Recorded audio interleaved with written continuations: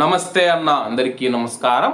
ప్రస్తుతం యుద్ధం ఆగిపోవాలంటే కానీ అమెరికాకు ఇరాన్ దేశం మనం చూసుకుంటే కొన్ని షరతులు విధించిందనమాట. ఆ షరతులు ఏమిటనేది ఈ వీడియోలో తెలుసుకున్నాం. అలాగే ఇరాన్ అధ్యక్షుడు మరియు ఇరాన్ విదేశాంగ మంత్రి అక్కడ ఉన్న మీడియాతో మాట్లాడుతూ కీలక వ్యాఖ్యలు చేశారనమాట.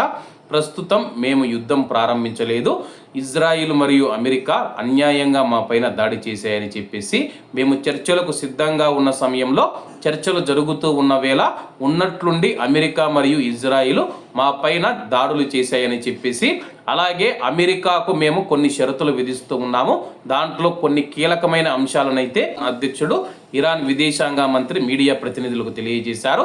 అందులో మొదటిది ఏమిటంటే కానీ భవిష్యత్తులో ఇరాన్ పైన అమెరికా మరియు ఇజ్రాయిల్ ఎటువంటి దాడులు చేయవని చెప్పేసి అంతర్జాతీయంగా చట్టబద్ధంగా హామీ ఇవ్వాలని చెప్పేసి, అలాగే కువైట్ మరియు గల్ఫ్ దేశాలు, అరబ్ దేశాలలో ఉన్న అమెరికా ఎయిర్ బేస్లను మూసివేయాలని చెప్పేసి ప్రకటించడం జరిగిందనమాట.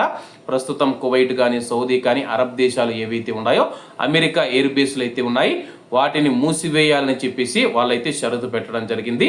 అలాగే మా దేశం పైన ఇజ్రాయిల్ మరియు అమెరికా దాడి చేయడం వల్ల మేము పూర్తిగా ఆర్థికంగా నష్టపోయామని చెప్పేసి ఆ యొక్క నష్టపరిహారాన్ని చెల్లించాలని చెప్పేసి, అలాగే మా యొక్క ప్రతి పౌరుడికి మనం చూసుకుంటే ఆ యొక్క నష్టపరిహారం అందేలా మేము చర్యలు తీసుకుంటామని చెప్పేసి తెలపడం జరిగింది.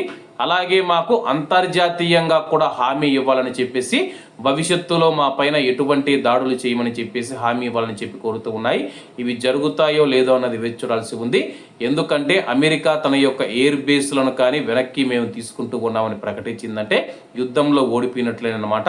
దీనికి అమెరికా అంగీకరించే ప్రసక్తే లేదని చెప్పేసి అంతర్జాతీయంగా ఉన్న నిపుణులు తెలుపుతూ ఉన్నారు. అమెరికా చూసుకుంటే ఇరాన్ బేషరతుగా లొంగిపోవాలని చెప్పేసి, ఇరాన్ చూసుకుంటే మాకు కొన్ని షరతులు ఉన్నాయి, ఆ యొక్క షరతులు నెరవేరిస్తే మేము ఈ యొక్క యుద్ధాన్ని విరమిస్తామని చెప్పి ప్రకటిస్తూ ఉన్నాయి.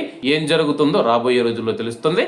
కాబట్టి అందరూ బాగుండాలి, ఎందులో మనం ఉండాలి. అందరికీ నమస్తే అన్న, జై హింద్.